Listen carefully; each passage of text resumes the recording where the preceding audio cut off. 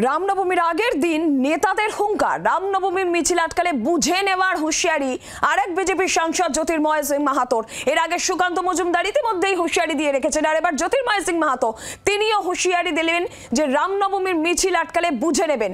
সনাতনী দেব দেবীদের হাতে অস্ত্র থাকে, অস্ত্র কেন থাকবে না মিছিলে?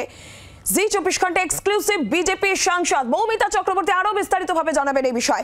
মৌমিতা, এর আগে আমরা সুকান্ত মজুমদারের হুঁশিয়ারি দেখেছি, আর এবার জ্যোতির্ময় সিং মাহাতো।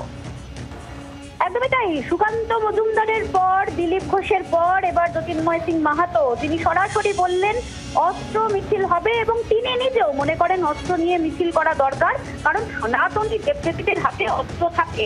তিনি মিছিলের পুরো ফাঁকে থাকবেন এবং কেউ রামনবমীর শোভাযাত্রা আটকানোর চেষ্টা করলে তাকে বুঝে নেওয়ার কথা সুকান্ত মজুমদারের মতোই জ্যোতির্ময় সিং মাহাতোর গলায় শোনা গেল। তিনি বললেন প্রশাসন চাইছে অশান্তি করতে, চক্রান্ত করতে চাইছে, আর কোনো জায়গায় যদি কেউ মিছিল আটকাতে চায় তবে তারা নিজে থেকেই সাইড হয়ে যাবে, সাইড করে দেওয়া হবে।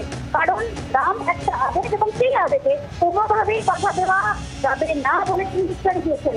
পাশাপাশি তৃণমূল কংগ্রেসের তরফ থেকে যে সমস্ত নেতৃত্ব রামনবমীর মিছিল বা কোনো কর্মসূচি নিয়েছেন তারা আদতে বিজেপির সঙ্গে লাইন করতে চাইছে বলেও কটাক্ষ করেছেন জ্যোতির্ময় সিং মাহাতো।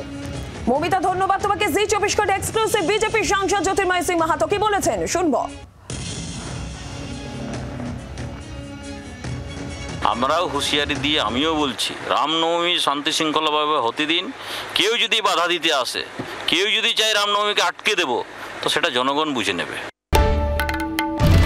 বাংলার আওয়াজ, বাঙালির আবেগ, জি 24 ঘন্টা।